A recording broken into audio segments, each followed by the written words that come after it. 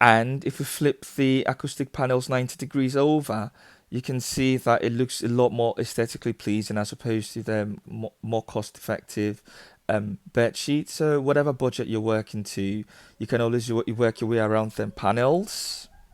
A 2D or 3D diffuser could be somewhat expensive to fabricate, so I've utilized the leftover bits of the rock wool, cut pieces of towels, chucked the rock wool in and super glued it together, so I've put each individual towel glued pieces in their respective square slot holes in the trinket. So I've utilized this diffuser to treat bass sounds at the back wall. And if you're working on a budget, you can also utilize your bookshelf or a Kallax, stock it in with books like I've done here, as this would help to diffuse or absorb, the low frequency bass sounds, which is what we're really worried about. And better still, if you've got a Kallax that runs from top to bottom of your back wall, the better. Isolation in your room is not easy to overcome as it can be quite expensive. It's got hidden costs, the resale value is an issue, the construction needs permits. So when acoustically trying to treat your room, you have to be as ingenious as possible with your budget.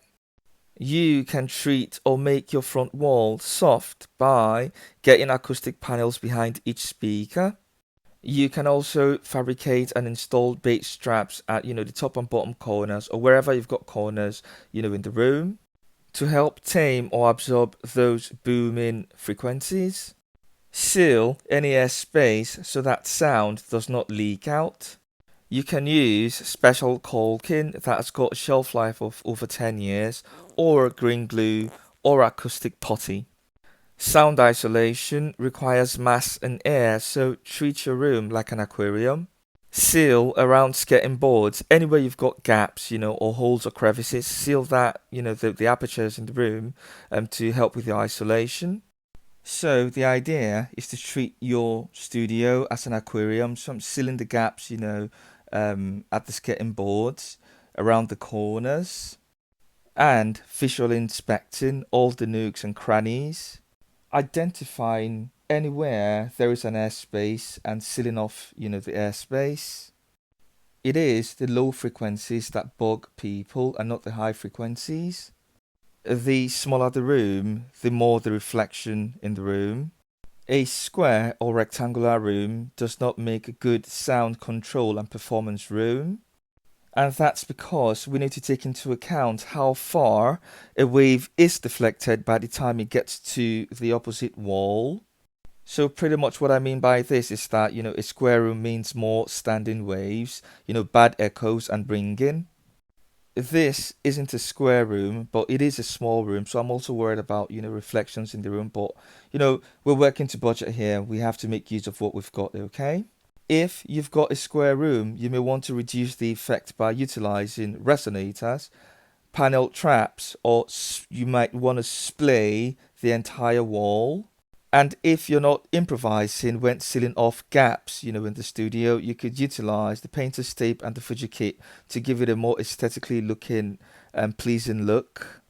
The next step would be to install the eye hooks, insert the plugs, into the wall and, mount the acoustic panels. You only need about 3 acoustic panels mounted. If you're worried about low frequencies, you can treat your front wall by making it soft, by adding like 2 more acoustic panels. And here, just by looking at this utility storage room, you can see that the trinket needs to cover the whole of the back wall, okay? And not just the square perimeter, on the back wall. And here, you only need 3 panels, within the reflection free zone. So, wherever your speakers are facing from the front wall is where you make soft or is where you place your panels. We take audio cues from the reflections off the floor. It doesn't matter if you've got concrete, wood or carpet, just make sure that it's not too dead. As if you've got no reflections off the floor, it means that the room is way dead, okay? And as you can see, one of the downsides of working in a confined space is that you cannot adequately decouple your monitor. And as you can see, I have decoupled the monitor with an acoustic foam and towel off the floor.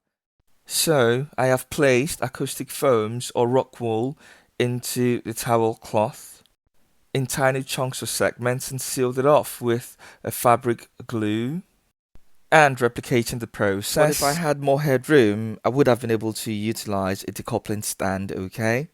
So I have decoupled the monitors with rock wool and acoustic foam, but if you've got headroom, you can use a decoupling stand.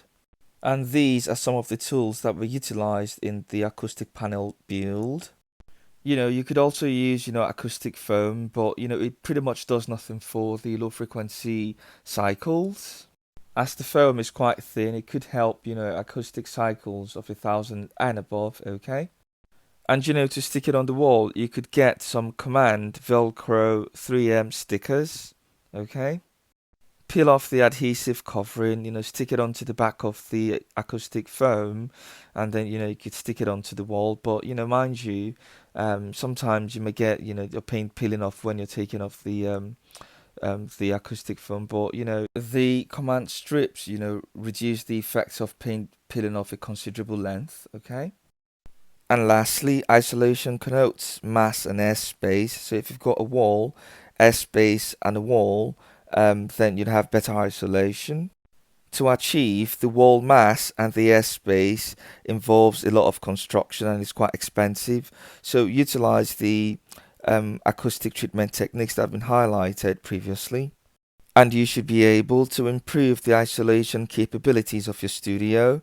And that's about it really. Don't forget to subscribe, like and share. Helps the channel grow. And hopefully catch up with you later. Goodbye.